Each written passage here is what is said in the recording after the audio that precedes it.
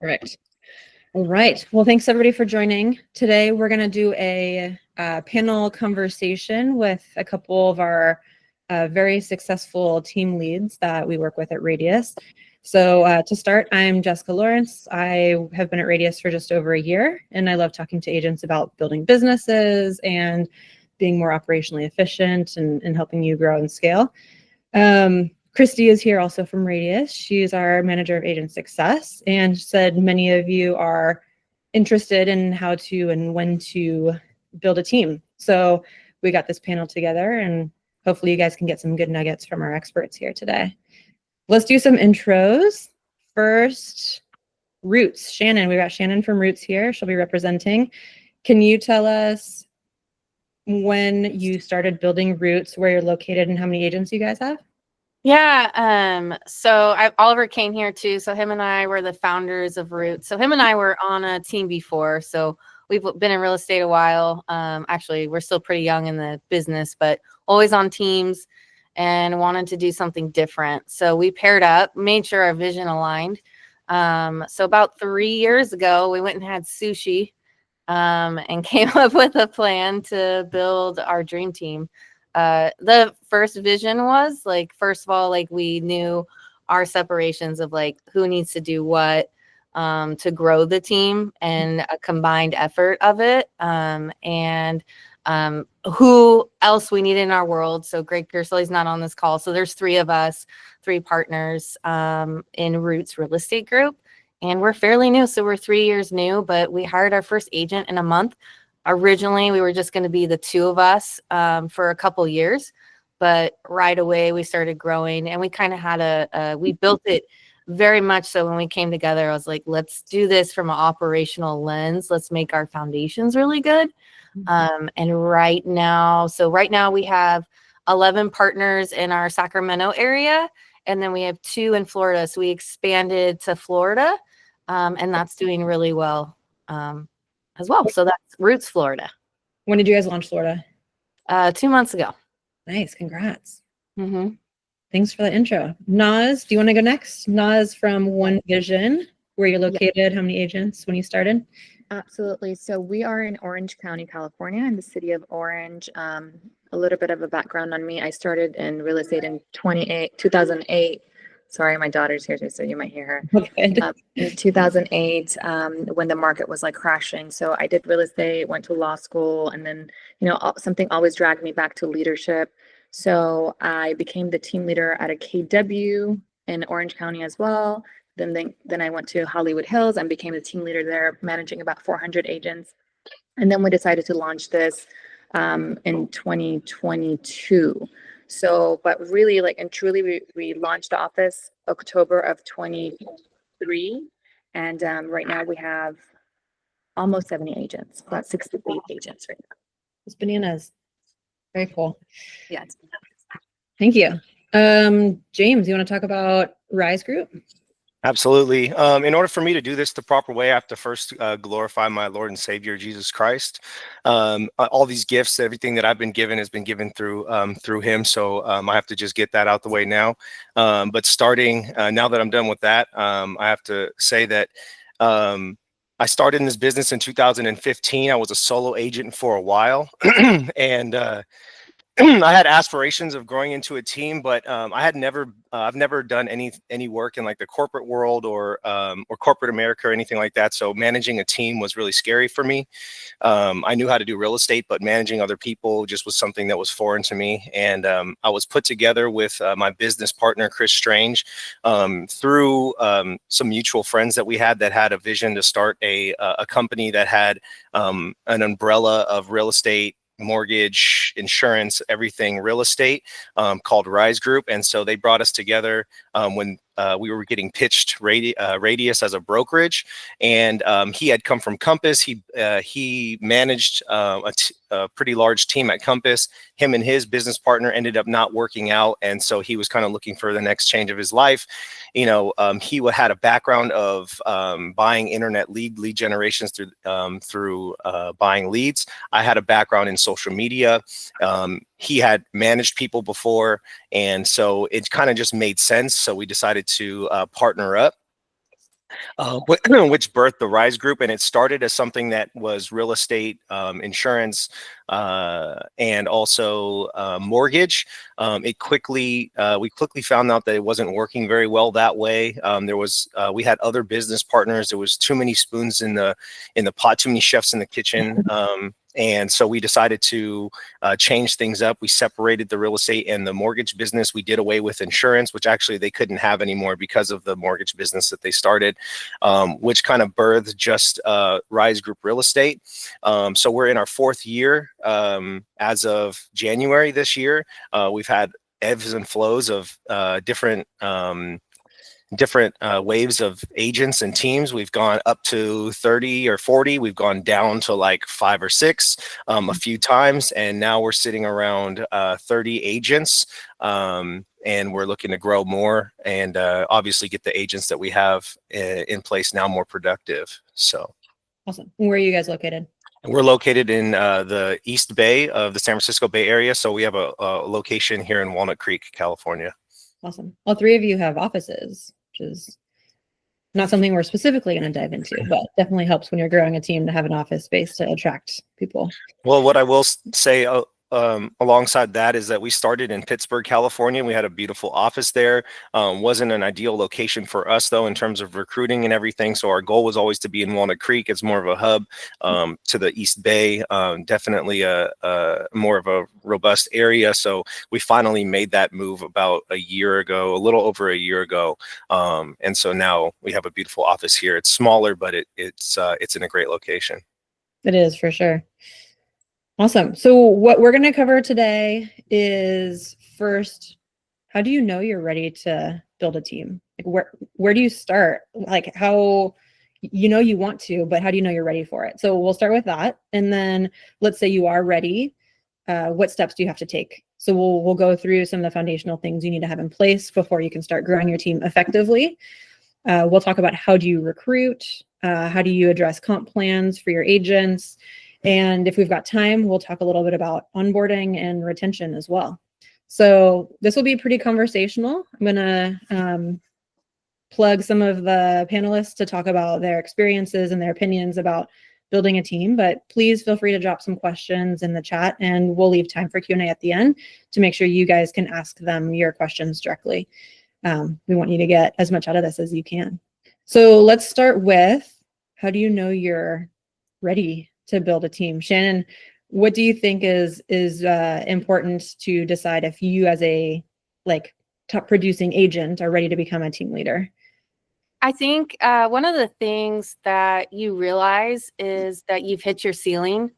There's only so much of a balance you can have. And that's anywhere from 24 to 30 units. Outside of that, an agent is just running completely at end, right? You just have no time for life. So finding that, where did you hit your ceiling? Because there is there is going to be a ceiling you've hit and you need to push through. And that's when it's time for a team. The other thing is obviously one of the identifying factors is even hiring as a team leader, right? Is we have this extra, so much business that you have it coming in. And as a top producer, you're losing the other side of it, right? You have the funnel that comes, you'll get the hot and the top, but you're still missing so much of that business. One of the things is absolutely leverage. So first hires, I always say it's got to be your admin to leverage yourself to hit that top of the ceiling. And then once you start realizing every listing we know you can get 2 more deals out of it. Listings, of course, we could do listings. You could do 200 listings a year, but you need a team, even if it's just an admin team. And having that operational alignment is super important. So I know personally for us, I've always wanted to work on a team. Any sale, my background in any industry is always to build a team within the organization. And real estate's the perfect place to do it, to have ownership and have your fingertips in it and leverage that. Awesome. Yeah, I couldn't agree with Shannon more. She hit everything that I was going to talk about, literally on the nail on the head. Yeah. The one thing I will say and add on to that is a lot of people just want to start teams in order to make money from other agents. And that's literally the wrong thing to do. You should never start a team for that reason. And exactly like Shannon said, the very first thing you need to do is hire an admin. From there, then you can add on to the team. I'm sure you guys have all read the MR, or if you haven't, you should. It's a great book, the MREA. It literally breaks down everything that you need to do in order to have a successful team. How do you decide a buyer's agent or showing specialist versus admin? Or do you just do both at the same time? Oh no, I mean, in my world, they're completely different. You know, I will say that, good point, Shannon. I'm sorry, Jess. I will say that the only time I think it's okay for an agent to, you know, not hire an admin first and go a different way is when you are meeting a buyer's agent, or I'm sorry, a showing assistant. Yeah. So basically you don't have time to go out there and show all these different properties. So then I'm okay with one of my agents that wants to grow their team to get a showing assistant so that they can work on the more important things as opposed to running around and showing properties all day long. So What's the highest and best use of your time? Probably not opening doors. yeah, you should always be focused on your 20%, which is lead gen, getting more business and not worried about paperwork. A lot of agents I know will do their paperwork too. And I'm like, why not just hire a TC so you're not on doing paperwork because you want to save $500 a file, you know? So it's just a matter of thinking like a business versus an independent agent. That makes sense. What are maybe this is a good segue for James. What are the main tasks that you want your operations to be managing for you and your business before you start adding new agents to the mix? Like what operations are good to have in place first? Naz, is it Naz? I'll let Naz continue with her thought. I feel like that's a good Okay. thing for her to talk about. Just You- sorry. You I both was- said what was- you both said that it's really important to have your admin hired, and so you want somebody managing the back office, the operations for you. What are those tasks that you're having your admin do for you? Gosh, everything. I mean, so my husband and I had a team prior to doing any of this, just the two of us. And when I joined his team, he just had a bunch of people on his team, and he wasn't really doing things efficiently, you know. So we had to be like, all right, we're going to hire an admin, and here are the things that we're going to do. So we have basically checklists for them to follow up with agents, you know, all of the little minute tasks that we don't want to be bogged down. So just thinking back, like signs, like ordering signs, doing the marketing pieces, doing the social media pieces, creating the flyers, like any of those things you shouldn't be spending time on. And my husband is super analytical. So if you tell him to design a flyer, he's going to spend 3 hours making sure that it's perfect. And it's not something that we should do. So anything like that, you know, even things such as like just communicating with the buyer and agent in a group chat is when so we can kind of see what's happening, but at the same time, you know, take it off of our task and just kind of delegate things. So Makes Yeah. sense. yeah. I would add to that too. So like as you're looking, and I think some people wait too long. They kind of wait for that magic sauce to happen. The magic sauce is realizing, especially as top producing agents, or let's say you do like our vision of just wanting a team, you have a process. So hiring someone to build that SOP, that process in your business is super important. So everything Naz said, the sign orders, the listing management, things like that.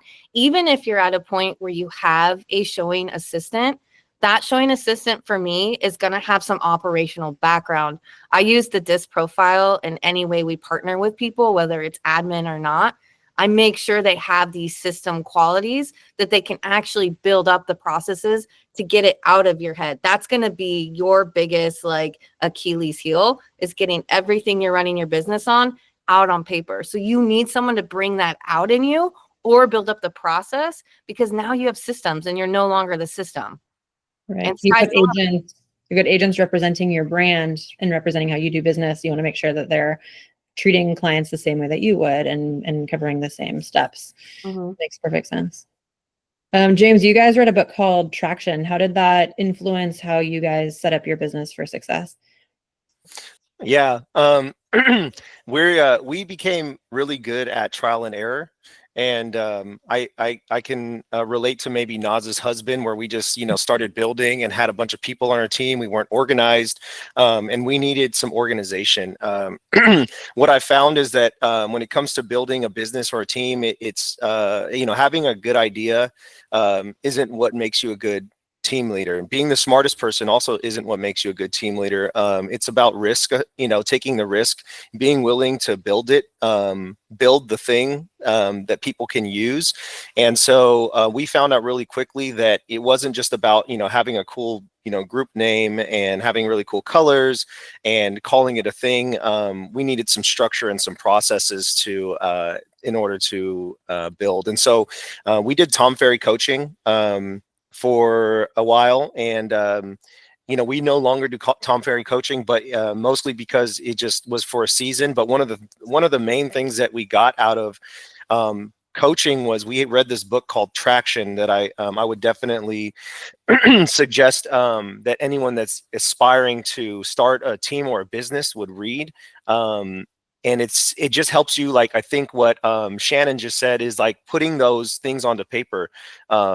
We were kind of just like winging it, I guess you could say, and nothing was on paper at the time, and it damaged our culture because we didn't know what to convey to our team. Like we didn't have like a consistent message that we were conveying to our team. And so what's cool about the book Traction is that it comes with a worksheet. It's called like an EOS vision tracker, and that's where you can actually put to paper your vision. And I actually have a copy of it. So basically the vision tracker, you talk about your vision, you kind of put it all onto paper, your vision, your core values, your core focus, your 10-year target, your marketing strategies, your niche, your 3-year picture. And then you kind of start reverse engineering some things and start putting rocks together as, okay, what's the most important needle mover right now for the next quarter? What do we need to implement right now in our business that will help us reach these goals and implement into our business within the next quarter?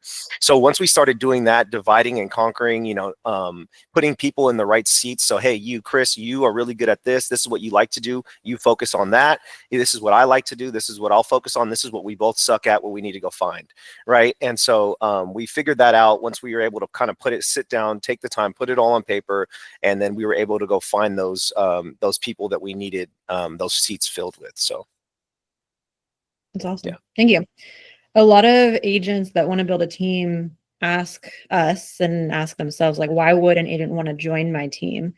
So you mentioned a little bit, like, it's not just a brand or calling yourself a team, but like, what can an agent do to figure out what their value proposition is, or what makes them different from, the other real estate team down the road that is also recruiting agents right now?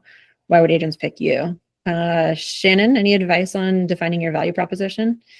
Yeah, I think like James was saying, it was crucial in the beginning too. So especially coming from other teams, and trying to fix other teams and trying to build a culture. It's like, okay, culture is super important, but you got to be clear on your vision, especially if the multiple partners. And for us, every agent on our team is our partner. So you have to have a vision that's cast big enough, right? That it could fill everyone's world and they're a part of your world. And that's like, easily enough, we chose 3 things. 1, we make real estating easy, making real estate teams easy. We make your life easier as a real estate agent. The second thing we do really well is make transactions easier. Transactions can bog us down and keep us out of focus, like Naz said, out of your 20%. We make that easier here at Roots. And then the third is delivering home ownership to everyone. So it's client-based, it's team-based, it's real estate industry-based, and it's that small. It's literally, so we have like one sentence we say too, like, we almost went on our wall, but we will do what simply others will not.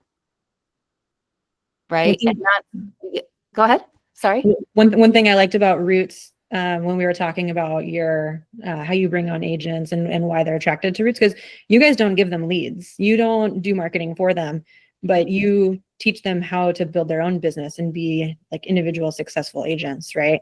Yeah. Business development is super important. I know that's what, like, especially talking to other agents and like consulting with other teams and collaborating, I'm like, what's missing is the business development piece of it. Mm-hmm. But absolutely, like, of course, like we do have like marketing ways, but like they have to align and partner with the vision as well. And it's easier to retain at that point too, but you have to be super clear on your vision. Absolutely. I couldn't agree with you more, Shannon. That's exactly why we built the brokerage too, because I wanted the agents to experience what I didn't experience as an agent. That, you know, give the agents the things that I couldn't get. And even as the team leader of a huge company, right? There was so much politics involved, and you know, ownerships and OPs and the region and Keller Williams up at the top, right? There was just so much that you could do. So, you know, when we built this, it was what can we give the agents that typical big brokerages aren't going to give you. And a lot of that is the attention that we give our agents. We don't want to have 400 agents. We kind of want to keep like more of a boutique feel, just so that I personally can touch every single agent and say, what do you need? I mean, our agency is getting big. We do have 10,000 square feet. So it would be nice to also, you know, fill it up. But, you know, with that said, then we're going to have enough, you know, we should have enough support to get to all the people, because when I was at the other office, we had 400 agents and not enough support, you know, so that's really important, being able to give the agents what they need. So Besides your gorgeous office, you do trainings with the agents, you do personal mentorship, right? yes, lots of training. Today we have a class at 11:30 about how to get leads, how to figure out yourself how to get leads and not be handed leads, like Shannon said, because if you go to a brokerage because they're giving you leads, what if you leave that brokerage? What if you're unhappy? Then what are you going to do? You need to figure out how to do this on your own. So we like to teach you how to catch the fish versus handing you the fish. So smart. James, you guys do give out leads. You're a part of Zillow Flex, right? But you've got a pitch deck that explains so much more about your value proposition. So what do you explain to agents who are interested in joining Rise Group? Like, what all do you offer your agents outside of that? Yeah. Can I share it real quick? Please. It's nothing to call home about, but you know, we just started putting it It is together no just so that we have something to present, right? And I'm sure you guys have similar things that you use, but you know, we just wanted to make sure that we were putting it to paper so that we were keeping consistency when we were talking. We used to kind of just like sit down across the table, have some coffee or whatever, handshake, you know, this, you know, do you like our vibe? Do we like your vibe? You know, is it cool? But once we started putting things together in a pitch deck, we started bringing consistency to the team, and that builds culture. So like, not only is it in our pitch deck, but anytime we start a meeting, we start with what our mission statement is and what our values are. So mission statement, like similar to Shannon and Nas, we have a mission statement. So it's elevating prosperity through home ownership. Who doesn't want some prosperity, and who, you know, and what better way to do it through home ownership, right? Then we threw the elevating word in there because we are Rise Group. Not only that, we talk about our core tenets every single time. And this is how we grade ourselves. This isn't just like, hey, this is what we offer you. This is what me and my business partner every other week are going and saying, okay, we're grading ourselves on each one of these core tenets. Are we offering what we said we're going to offer on a scale of 1 to 5? Like, where are we with this? You know, what are we doing now, and what can we be doing better to offer this to our clients or to our partners? Like Shannon said, like we don't necessarily serve the home buyer or seller. We're serving the agent that's working for our team. We want to make sure they have everything that they need to be successful. So cultivating culture is a big one, right? Celebrating the journey, collaborating through competition or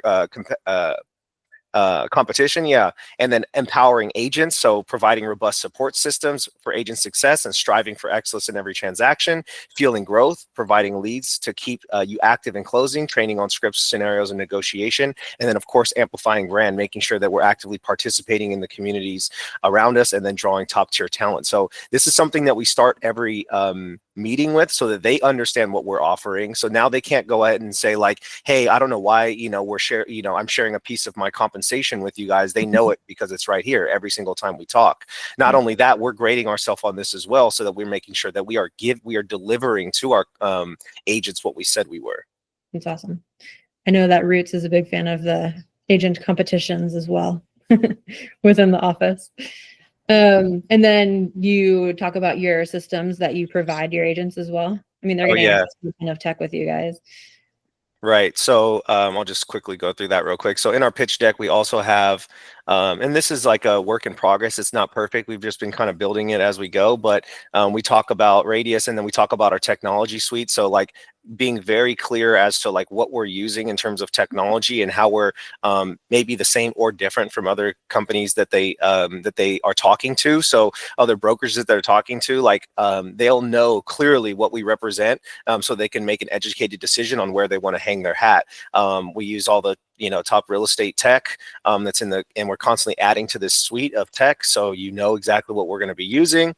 And then we talk about the training that we have, the lead generation. So we have our Monday team huddles. We have our Wednesday skill forums. We do some deal doctoring. We have a training library. And then, of course, we're a Zillow Flex team. This should probably be bigger because I know that Zillow Flex is a pretty big deal for most, especially for newer agents to get their career off the ground. So maybe I could put like a bigger slide just for Zillow Flex, but we do offer leads. So it's not that we want to be 100% of your business, but we do want to, we all know how hard it can be, especially in the first couple of years of your business to, sometimes it feels like you have no one to work on. So at our team, you'll never not have someone to work on because we have not only Zillow Flex, but we have 10,000 plus unconverted leads in our database. So you can go fishing in those ponds as much as you want.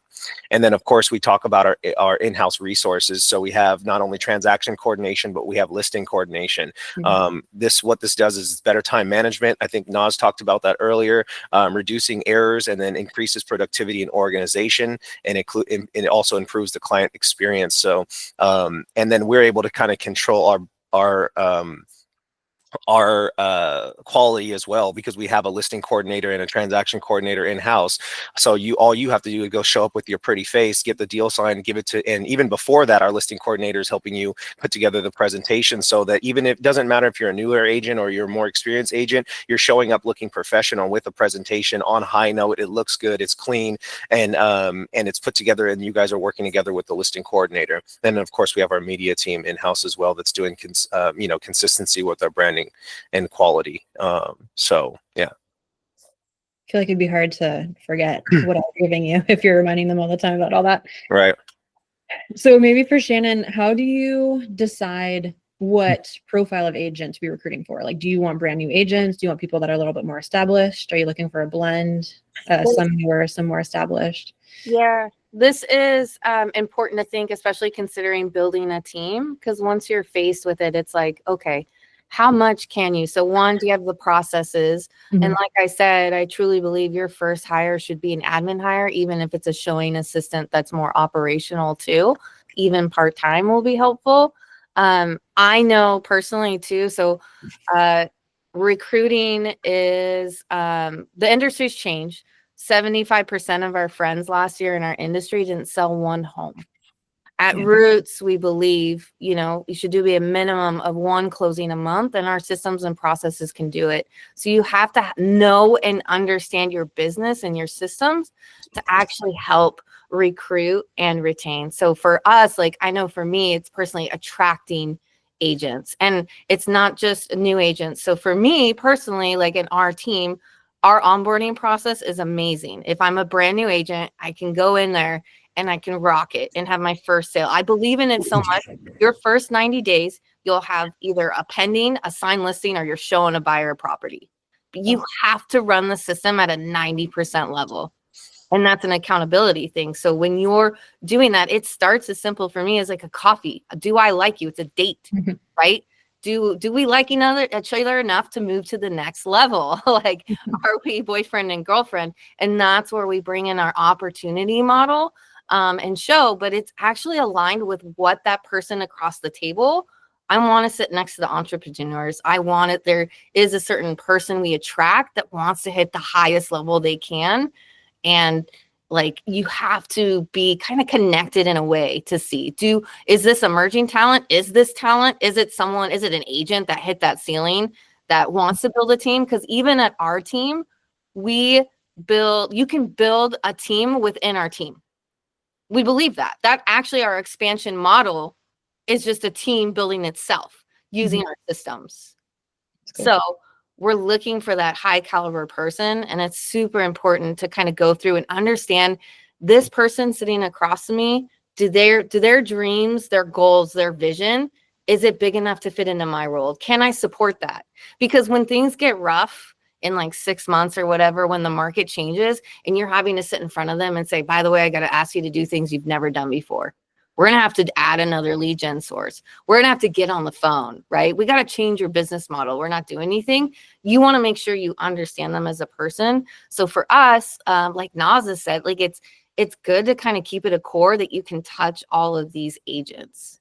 Mm-hmm. So, and right now we're just using our influencing and attracting, and we're moving very much into a recruiting model. It's very good not to skip your process on hiring. Like for me and for our team, so me, Oliver, and Greg, it's 3 steps. It's a coffee, and then we learn about their goals, their visions, and then we bring them our opportunity to partner together. And that's what we're looking for, is a partnership. So you find out what they're looking for first before you dish what your value Mhm. proposition or your It's offer. like yeah, true leadership is that too, right? You're leading the path. You're giving them your heart and soul, your blood and sweat. You're giving them everything, right? It hurts when they don't like operate in the system or they don't align, right? So it's just good to know, because if you ever have to come back to that and bring it back to your standards, you know that person that you're partnering with. Mm-hmm. I will add to that. So I think that Shannon's team is way different than our team, right? Because we're essentially operating like a brokerage. So it's really hard to pick every single person that we know in our gut that's going to produce, right? I mean, I've seen a lot of agents as a team leader of different offices, and they really have to have it in them. It doesn't matter what we give them. I could pour my soul into them, give them all of the training and give them all of the mentorship in the world. But if they're not a right fit for real estate, it's just never going to happen. Yeah. So, and I tell people this too, when in our first meeting, I always say, like, I can give you everything, but it's about you treating this like a job, like a 9-to-5 job. You can't just think, oh, now I'm an independent contractor, or I'm a business owner, or I'm in real estate, and think that you're magically going to make money. It's not going to happen. Like, you have to be your own boss. And that's probably the most difficult thing that anyone can do. Right. So for me, it's a little bit different because I'm not like super like, okay, you are going to be great. Like, I mean, I obviously, if I don't feel like someone's a right fit, then it's not a right fit. But it's, so I want to differentiate between, how Shannon's doing things, and then how like someone like me who's like hiring on a lot more people would be operating. So just so you guys can think about it whenever you're choosing what path you want to take. But I mean, I love Shannon's path. I think it's easier probably and harder, right? Because then you get way more emotionally invested in a lot of people that you're pouring so much into. In both situations or in both paths, it's important to have people that aren't going to be drains on your office culture, right? Like, you don't want them bringing down everyone else. 1,000,000%. Yeah, we have an agent that was doing lots of deals on the monthly, like 3 to 4 deals, but he was just such bad culture for our office. I was getting weekly, if not daily, calls from different people, sellers, buyers, agents, brokers on this person. So we finally had to be like, that is enough. Like, it doesn't matter how much money you're making, you're not a right fit for this office. Mm-hmm. You got to protect your culture. Otherwise you're going to lose that attraction that you have. Slow to hire, quick to fire. Yeah. James, go for it. No truer words have ever been said. Yeah, I wanted to add to that because I definitely see the way that we operate in both of these your guys' teams. I'd say we probably give too many people a chance. When it comes to onboarding and bringing people on, because we want to give people a chance. However, what I find to be really important, and I put a little comment in the comment section for Shannon, because I wanted to understand what they use for onboarding software. But what I found to be really important that we're actively building is that onboarding process.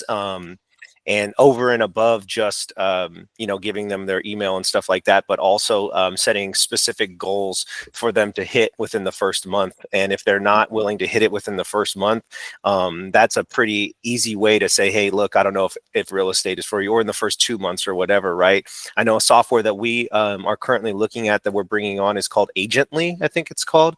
I don't know if anyone else is using that, but it allows you to in a way that like you can build, they have templates, but you can build your systems and processes, but you can also set specific goals for them to hit. And then it gives you that information back, so that you can see if they're doing the things that they're promising that they're going to do. Because it's not about my feelings, whether or not I think you're good enough for the team. Like, it's really like Na said, like, are you going to be willing to do the things? And it says it clearly right here, whether you are or not, if you're hitting these specific goals that we're setting out for you to hit. And that's something that we haven't done in the past and that we're going to do in the future. It's just going to be a little bit harder to just jump on the team and just say that you want to do all these things without having to put some action behind it. I love that. How do you find agents? Shannon, what do you guys do to like get that coffee date, that first conversation? Where are these agents coming from? So, and to kind of answer, like James put the question in, like, what onboarding process are you using? We use our CRM. So with any agent that partners with us, new or experienced, needs 200 people before they're even onboarded. I call it like a pre-launch. So they have a pre-launch tracker, like same thing like you said, you can track their progress on doing it. So again, having your processes and systems going, the better way to find out if they're doing is where we should all be every day anyways, which is our CRM. So I launched and built up the workflows in the CRM because they need to be doing the activities in there anyways. And that's where the easiest leverage, because all that can be done, even if it's just you and an admin, you could leverage that admin for hiring. We use our CRM for advertising. So one, we're on LinkedIn, we're on things like that. I was doing different kinds of ads, looking for a real estate agent, looking for a listing agent, looking for a showing assistant, looking for even ISAs, things like that. I'm always on LinkedIn and things like that. You do have to kind of work through and pan out when and how you're going to do that. Like for me personally, it's like 10 calls a week. I'm actively looking to see how that's doing. And then the other way is influence in the area. So everything, you have a magic sauce, right? You're a top producer or you're hitting your ceiling, right? You have that magic sauce. That's exactly what we do. We teach it, we preach it, we give away our playbooks, and then we create the conversation. I was at a Tom Ferry conference yesterday, and there was a YouTube guy. Like, he's built his business on YouTube. It's something we don't have. And I obviously congratulated him. And he's like, I really want to add farming. I was like, farming is the one lead generation that I feel you have constant business. If you can get it after 2 years, you will constantly have business forever. You've built a business. And he's like, can we talk? And now I'm nurturing that relationship. One, he has something I have. So that's something too. People we partner with, I look to see if they have something I don't have that I could be better at. It's okay to hire up. It's not going to replace you, right? You'll replace you when you're ready, but he has something. And now it's just a conversation. So always be on the lookout, always be networking and having that conversation, and share your magic sauce. Do a Zoom, do a podcast. It's easy enough to launch your own podcast and talk about it and give away your playbooks. Like everything we did and built in the business, our open house playbook. I did expires and FSBOs when I started in the industry. I have all that, right? So I use what I learned to build it. Get on Zoom, get on calls like this, talk to Jess, right? And build up that network, and you'll have attraction coming to you. And the ones that you want to attract, right? They're attracted to your magic sauce. Right. So you put yourself out there as an expert in your market or as an expert in doing FSBOs or whatever. And then agents come to you because they want to be partnered with somebody that they can learn from. So you're getting not just the LinkedIn work that you're doing, but you're also getting inbounds agents that want to be with Roots. Yeah. And co-ops too. I know I put that in my notes. So if you have an agent on the other side of a transaction you enjoyed, have that coffee. See if like you can move to the, boyfriend, girlfriend stage, right? And see, like, can you do it? Like, I know a lot of people, I'd say like the biggest thing I've seen, and it's happened to some of our partners on our team. It's like, oh, you like golf. I like golf. Let's build a team, right? It's gotta be so much more than that. Yep. Got to complement each other's strengths and weaknesses too. Naz, where are your agents coming from? Social media, I would say, is the most, right? So like when you're starting out as a brokerage, or when I was team leaders at other places, like the biggest thing is recruiting. So there's so many different ways that you can recruit, right? You can put ads up on Indeed, LinkedIn, different job sites. You can cold call agents. You can go to you know, open houses and meet the agents. There's just lots of different ways, right? But whenever, you know, agents come to me and they're like, oh, I want to build a team or I want to do this and that. I'm like, really get to know, you know, because we're not talking about brokerage here, right? We're talking about someone that's going to be working with you day in and day out. So really get to kind of know the agent to see if you even want to work with them. So if we just reverse this and agents come to me and say they want to be on a team, like they'll come to me immediately, right? And be like, I heard that being on a team is the most amazing thing ever. And I'm going to learn so much. And that's what I want to do. I want to join a team. And I'm like, it's actually the opposite, because when you join a team, the team leader is so busy focused on their own business, they're not going to be pouring into you. And how do you know if your values align? How do you know that you like the way this person does business? So for me, it's about getting to know the person and seeing if you guys are going to be a good match. If the way this guy handles his business is something that you're comfortable with, because I've seen it all, especially being in Hollywood Hills, and I've seen some crazy agents with, you know, doing things that I would never do as an agent, right? So it's about picking the right people to be on your team, whether you're joining a team or whether you're hiring people on your team. It really has to be a good fit. But you know, for us, it's mostly social media. I think we just put content out there and people kind of like, oh, you know, they seem like someone that I would want to join, and then that's how we go. Or referrals. A lot of people are from referrals as well. Awesome. So at what point in the, I don't want to necessarily call them interviews because that feels too structured, but in your conversations with potential agents, at what point do you bring up comp plans, like what their split's going to be? At the end of the meeting. I like to get to know them first, and then I'll talk about commissions. But here's what I always tell people that want to join the team, any team. What I say to them is, don't think about the money or the split. See if you're a right fit first, because what's 100% of $0? Right. $0. You could be getting 100%, but if you don't have the people behind you to help you get to where you need to go, you're not going to be making any money anyway. So don't worry about the commission so much, and just make sure it's a right fit for you. Yep. And that's where the value proposition comes in really important. Like, what are you going to be getting from this team or from this brokerage? And is that going to help you grow your own business? Absolutely. Do you guys have, maybe for James, do you guys have different comp plans depending on their experience level, or how have you structured your agents' comp? Yeah, we've tried to keep it like pretty simple. We have 3 different comp plans based on and everyone, and there's not a lot of one, I didn't want to have like I wanted to be able to track it, right? I don't want to have all these different comp plans for everybody, and then it's just hard for me to track what everyone's getting. Plus then they start talking and, oh, you get this, you get that. And so that's why onboarding is so important too, and the tasks that you're tracking is so important too, because it's not about, again, Place in 5 seconds. What's that? Oh, stop. Sorry, I thought it was on mute. It's not about my feelings, right? It's about, are you doing the things that you need to do in order to be successful in this business? So like, we have 3 comp plans, and I want to do a better job. I'm building a better job of like being able to track those milestones so that I don't have to, make a judgment call on my own. We can just look at the data and say, hey, look, this is what you've done or not done. But we have 3 different comp plans. Somebody that's newer in the business, we call them a protege.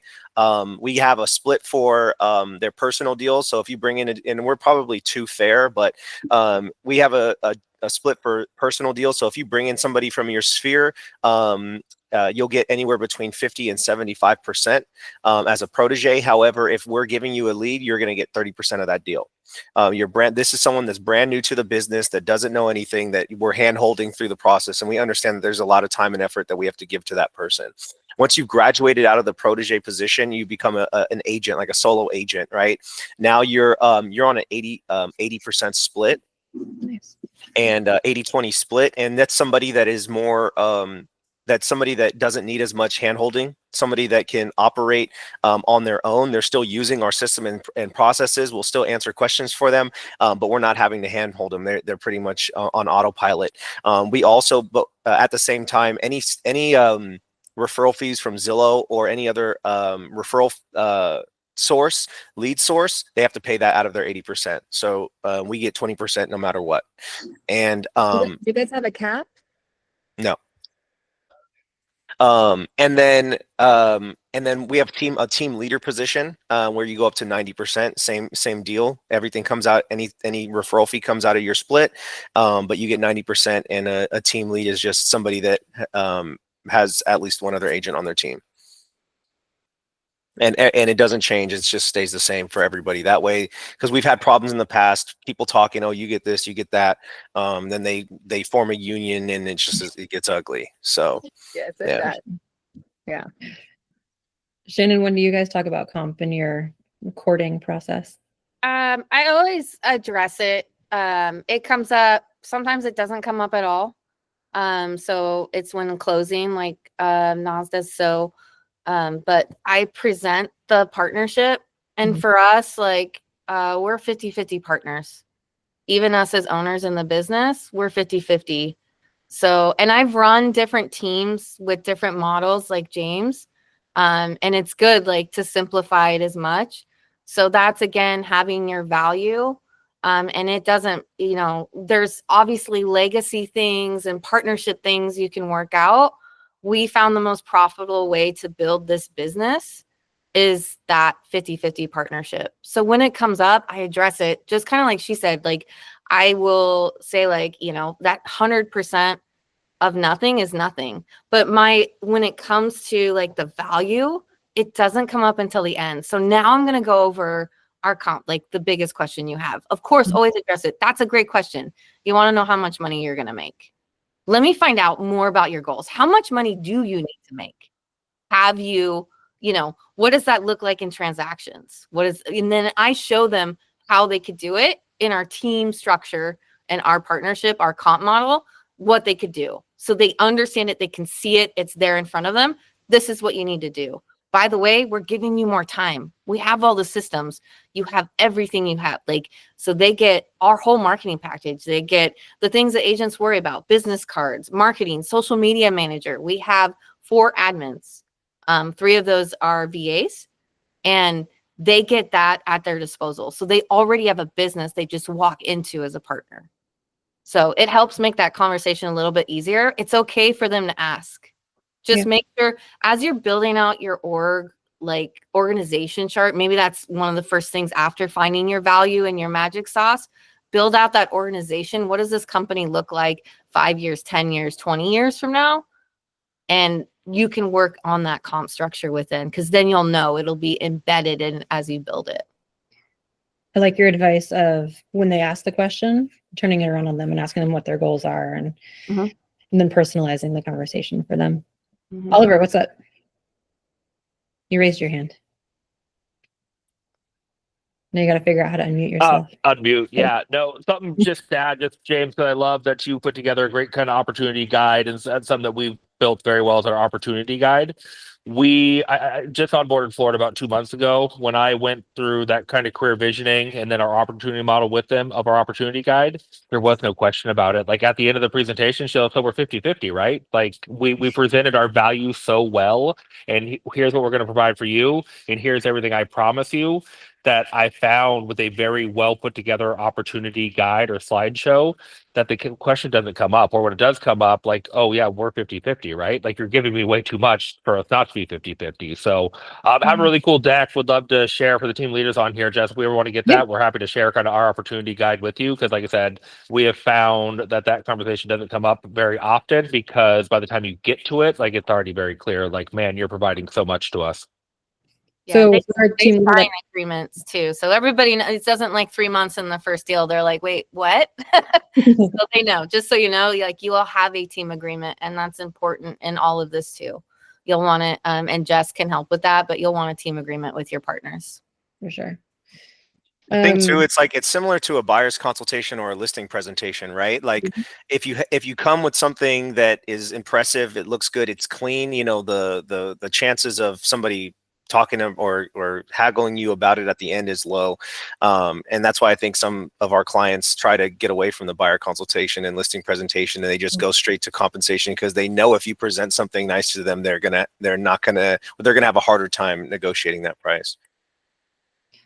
So for a team leader building their team for the first time, or they don't have any agents yet, would you say you should tailor your comp plan according to the value you're bringing. Like you want to make sure you're covering your costs, right? If you're paying for a CRM, if you're paying for tools, you're paying for marketing support, then you're going to want to charge your agents more so that you can offset your costs. Like what are the other considerations for what your team's comp plan should be? I mean, there's just so many different ways, right, to put this. So that's like a really, really broad question, right? But I think most teams aren't, like, so let's say I'm an agent, I'm hiring, like I'm starting to hire on my team. So I typically would have a cost for my CRM, and then to put them on the CRM, it would cost, right? But that stuff, you don't want to charge them up front. You want to be giving value to them by including them into these programs that you already have.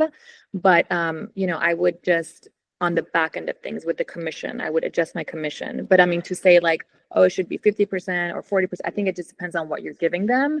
Like Shannon and Oliver are doing 50-50 because of the certain things that they're doing and how they're structuring their business. But there's lots of different ways that you could structure, so I would just say it depends, really. I would say a smart hire would be an accountant as well. I think some people forget about that hire. So we do a lot of forecasting and meeting with our accountant, and just to make sure we are making money. Yeah. So What are the different flavors of team leader? You've got Naz, who's the mentor. You've got James, who's the more, I don't know, you seem like more of the accountability kind of guy. Yeah. And then we're you're all, like, we're all different. yeah, you're the tools systems person, also accountability, also operations. Like what other Build a flavors team can together. Imagine. Yeah. So I guess you want to figure out what you're passionate about and then surround yourself with people that you can provide that to. So if you are the mentor type, make sure you're bringing in people that want to be mentored, that aren't stubborn or trying to do their own thing. If you like sales accountability, make sure you're bringing in people who can like track, they're willing to track their numbers, how many phone calls they're making a day, so that you can hold them accountable to their activities. So yeah, just some thoughts. I think we're getting close on time and people are starting to drop off. Anybody have any final questions, or panelists, anything you want to share that we haven't covered yet? Leon, thanks for raising your hand. What's your question? Yes, hi. This is for Shannon with the 50-50 partnership situation. So how are you seeing your retention? Because you're offering, you're definitely creating the value, giving the value for that 50-50 partnership. But once those agents start producing and don't need so much hand holding and aren't as reliant on the systems, how does that evolve for you? Yeah, I mean, I think actually leverage, as they produce more, the leverage is needed even more. So understanding too, like the 50-50, it's a profitable model. So like James said, the accountant, we were running P&Ls before, when it was just us. Like we created, right, a structure of how we're going to be profitable. And even though it's been like the toughest years in the market and we started a team in this market, we have been and growing in revenue 200+%, right? So having that P&L process there to see what you need to do. So like your listing process, your like, what's it going to cost for print and things like that, and finding partners in those fields. So literally the whole experience of Roots is everything from the buyer's guide you get that's branded immediately to as much as they get their own email, they get their own website, everything is done. But the more you produce, the more leverage you need. As for retention, culture is super important of it. Like we've had our team up to nearly 30 partners, but that's when we started realizing too, it's like, okay, we care so much about this vision and this person hit the ceiling. So it's the hard conversations. We have in our area one of the best retention rates. We want our partners to be there for life. In fact, if they were to ever leave, they have everything they need to do to start their own business.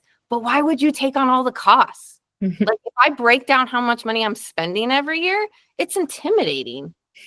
You don't have to worry about that at Roots. Just worry about your clients, right? Get that signed listing, create that relationship, Everything is 50-50. Photos. You want to grow a team within a team like we're doing? We got that. We got all the P&L. We'll build your website. We'll do all of this. So that's how we do it. We create that business development where they're their own owners, to where when they get to a point and they're doing 200 units, they're not going to want to leave, because the way we structured it is not necessarily a comp model. When an agent hits 24 units, we hire another admin. One of my biggest goals is every agent on my team has an admin. So it's actually, as they leverage, we do the hiring for them, right? We identify in their business what their need. Is it a showing assistant? Is it a VA? Do you need, a personal assistant? As operations, we can see, and that's why it's important to align with your operations, that they can grow. So that's kind of how we do it. And you pay for their marketing and farming, all that stuff, at 100%. We are, and we're profitable. Cool. Thank you. You're Oliver, welcome. you had your hand raised. Yeah, I think, right, we're not offering hand holding, and I think, right, everybody, like Nunes and James said, we're offering mentorship, we're offering a partnership, we're not offering hand holding, right?